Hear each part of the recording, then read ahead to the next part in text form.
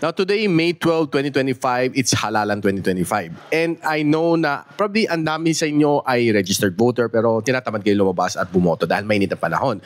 Now, I would urge every single one of you, kung siguro nagkamali kayo dati, mali ang naboto ninyo, it's about time to make the change. And every single little vote counts towards the future of the Philippines. Na kung hindi nyo alam kung sino bobotohin ninyo, there's a lot online there, mga nabibigay ng pros and cons nitong bet na to, senatorial bet na to, mayor bet na to, councilor, congressman. You can always do some research before you go out and vote. Now, voting starts 7 a.m. and ends at 7 p.m. Mga senior, PWD, mga buntis, they have a special lane and they start at 5 a.m. in the morning. And you can always go out there, have someone assist you to get your vote done. No, sana makatulong tayo towards the future of the Philippines. And lahat yan, it's all in your hands. No, ang future is all in your hands. Kung sino ang binoto ninyo.